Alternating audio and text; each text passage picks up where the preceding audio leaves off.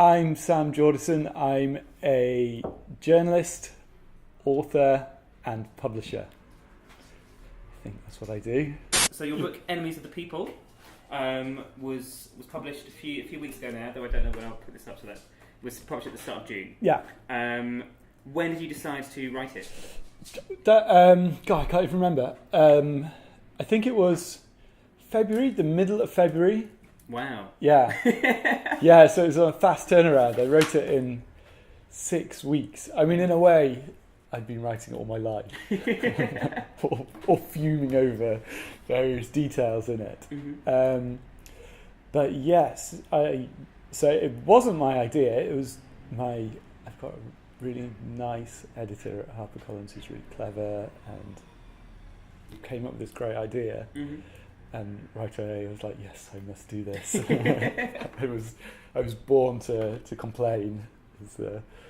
So she suggested, I can't even remember how she initially put it, but basically a book about Brexit and Trump and the people who brought us to it. And I thought it was really interesting that we do focus on the people. So the way I start the book is with this alternative historical theory. So there's loads of historical theories, but two of the big ones you're taught is, the old Victorian one was great men that changed the world, and going back to, and probably the Romans would have said a similar thing, that great men hold destiny in their hands and change the path of history. And then Marxism and everything else,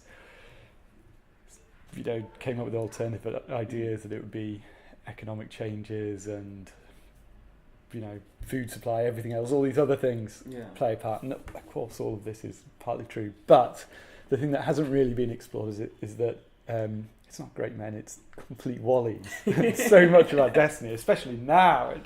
It's so apparent that it's bad decisions as well as good decisions, and that just because you're influential doesn't mean you're influential in the right direction. And you can really point to, well, I have at least. No, you can. You can definitely point to people who have changed the world, and for the worse, if you believe, like I do, that Brexit's a terrible idea and that Trump is a very bad president, and that things like truth and fairness and friendship are good ideas. So there are definite people you can point to, and also there are, in fact, economic forces of course come into it, but so we talk about post-truth a lot at the moment, and alternative facts, and the way the narrative has been skewed so much that no one knows what's real anymore. But this is, in a way, it's a very modern thing, but really it's been going on for a long time as well. Of course, there's always been propaganda and everything else, but my idea that I sort of develop in the book is that we live in a world of phony economics, and this all emerged thanks to Ayn Rand and Milton Friedman. So to go back to Enemies of the People, how did you decide on the structure? Because it's lots of sort of small profiles of these enemies. Yeah, it was a mixture of planning and just arbitrary. So thought 50 would be a nice round number to have, and I started thinking of people I had to have: Donald Trump, etc. Jeremy Corbyn, which I now regret, and targets I had to hit, but started thinking I should kind of try and explain the background of how these things have happened and where they've come from. So then people like Milton Friedman would come in, and there's a section on Pepe the Frog. I can tell the Pepe the Frog story in a minute if you like. And so these kind of background things that feed into all the other ones came in. So I wanted it to be structured so it would tell a story. So it would start with essentially with the economic theory. Trump would come at the midpoint, and then there'd be all the fallout from that and all the other people that have contributed kind of, I'm trying to do this kind of shape. So there's Trump, and there's the fallout and the rise to Trump in a way, and hopefully it kind of flowed and made a sort of sense. Yeah, no, I totally did, absolutely. Sort of the Friedman Rand things came up throughout, and obviously they were at the beginning. Yeah. which I think made sense as a reader. Good. Okay, good. How did you choose the 50? Oh, they chose themselves, really. We might have to pause the tape here whilst I hum and ha. Well, you know, I was essentially explaining Trump and Brexit, so I got the kind of pool of people around Trump, like Steve Bannon, and the predecessors like Ronald Reagan and George W. Bush, and likewise for Brexit, there'd be Theresa May and people who'd paved the way. So Tony Blair would come in there, but there'd have to be Michael Gove and Boris Johnson, and a few newspaper people, so Paul Dacre, and pretty quickly the list filled up. You know, in a way, I could start writing it tomorrow and maybe a very different 50 people would emerge. In fact, already bits of it are out of date. So but I was philosophical about that. I thought that the book should be, in a way, a time capsule and a register of where we are now. And if I'd written it 10 years before, I would have had a totally different set of concerns. And 10 years in the future, no doubt it'll be different again. Yeah. But I didn't think Jeremy Corbyn would be the first one to go out of date. But. No, yeah, it's kind of surprising. I think, it was a very surprising election campaign. Yeah, it was surprising, and of course, I still have my doubts about Jeremy Corbyn, especially as someone who thinks Brexit is the worst thing to happen to the UK in probably my living memory. Jeremy Corbyn is not on my team as far as that goes, but I want him to, you know, he's done really well, and so let's enjoy his moment of glowing brilliance before we all start complaining about him. So. I mean, is there anyone else you've written about who you fear could similarly have a change? Well, I don't know. I mean, it's one of the interesting things about writing about people is they can always change, and it's a funny thing because now I've written this book and want it to be relevant. In a way, there's part of me that's like, don't change too quickly. But of course, I do want them all to change because then the world will be much better for everyone. So the better part of me. So you mentioned the sort of pre-existing dislike of Europe that Johnson sort of played into with his articles. Where do you think that came from, or has that always existed? It's really difficult to say. I think part of it comes from this stupid nostalgia we have for the supposedly golden days of British Empire and British power and being a huge influence in the world, which one is historically forgets the cruelty of that history and everything else that was going on and the impossibility of recreating it. So even aside from the moral issues, the practicality is that can't happen again. But there's this longing for these days, and Europe, I suppose, symbolises the fact that we are no longer that kind of country and can no longer be that kind of country. And from my point of view, thank goodness, because that was not something to be proud of, and glorious isolation isn't so glorious anyway. And so I think there's that Europe sort of represents, especially for an older generation, and it's the older generation that primarily voted against Brexit. It represents a change from this supposedly golden era. But that golden era was already long gone before they were... Yeah, well, let's not bring reality into this and facts, because it's all based on Horlicks. But I think Europe became a whipping boy for this feeling of loss and resentment and not knowing our place in the world. Yeah. Although I guess assuming you're the same as me, for people of my generation on the whole, we do know our place in the world, which is in the heart of Europe and as part of this great peace project and this family of nations. Okay, a faulty, bickering, dysfunctional family in lots of ways, but this on the whole really positive project, and I loved being a part of Europe and being able to... Sit still up for a bit. Yes, I've still got a few months. And it's so sad, isn't it?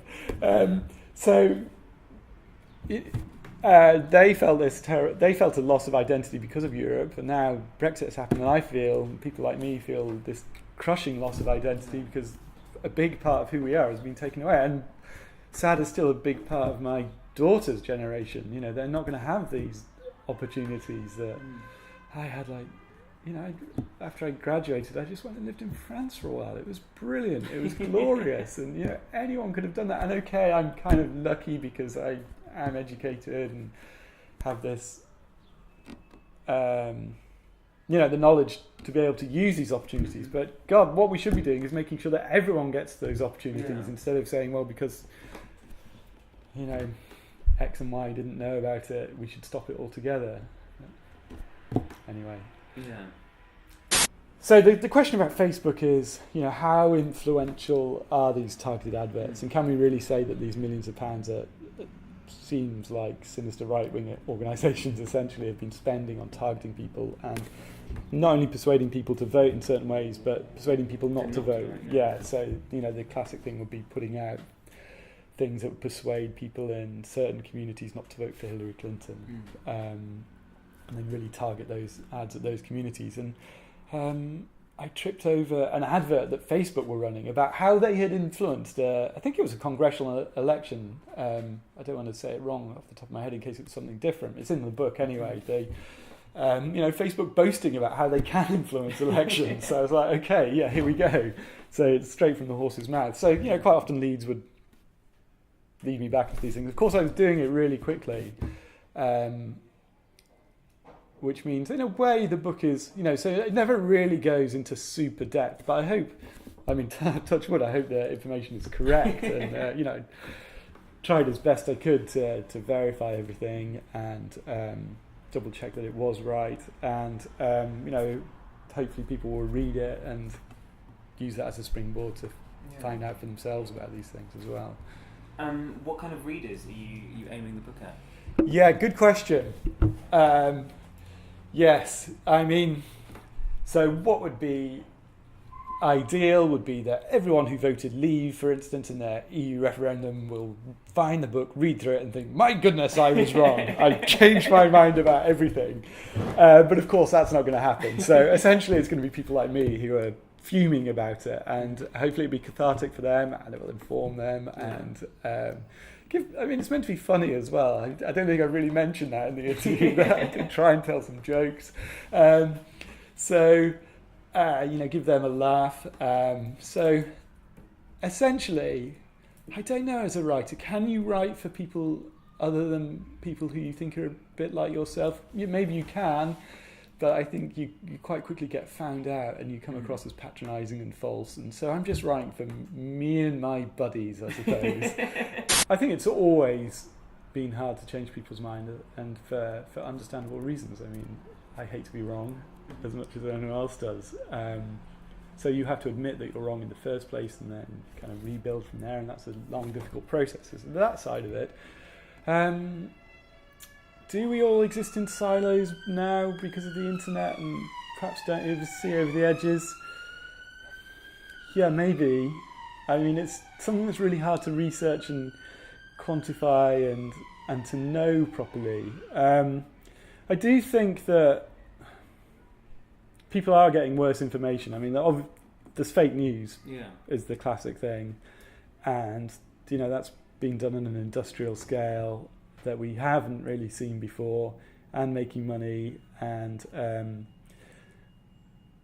I'm hesitating slightly because I'm thinking, well, the Sun's always been around, for instance, and the Daily Mail, and it's been pumping out the trash for decades as well. But, you know, at least there were some standards and they could be held up and checked, and there was a certain amount of, hold on, this isn't true, you've got to put that right, whereas on things like Breitbart, that's just, you know, they're just making shit up. Someone like Johnson and Farage and Trump are people who were described as charismatic. In many ways, they're quite repulsive. Why do you think we don't get that on the left? I don't know. I think maybe bad luck to a certain extent, that just no one has come along. Maybe it's something to do... Well, look, I'm obviously biased in this because, as you can tell from the preceding conversation, I'm probably quite left-wing. And so the thing I want to say is, you know, there's we believe in realities and truth and figures and not bullshitting in this way and not kind of warping reality to fit our point of view. We want to tell the truth about things, and that's possibly a harder thing to hear, and you can't just trot out any old argument. So this was the Ed Miliband, who obviously perhaps he had his failings as a leader, but I thought he was great, and I thought he was clever and compassionate and thoughtful, but the big problem with him was always, he's trying to see all sides of the argument, and when he did try to push out a really strong message, you could tell he was not quite clicking, because he was thinking on all sides of the argument and trying to see the rounded picture all the time. You don't see Farage having that problem. You don't see Farage having that problem. So is it something to do with that? Maybe. I don't want to go on to slagging off Corbyn again, but maybe that's a strength that Corbyn has, is that he has a slightly more kind of tunnel vision, and so can. It's a selfishness that I suppose is not in keeping with left-wing politics.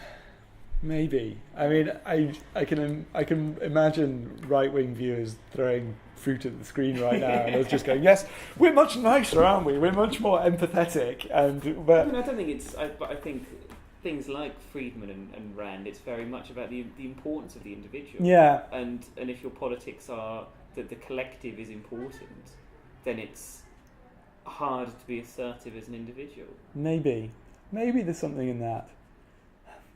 But then, charismatic left-wingers. Can we think of any? Tony Benn? I mean, that's about it. I mean, lots of people who claim to be that were quite centrist, really. Yeah.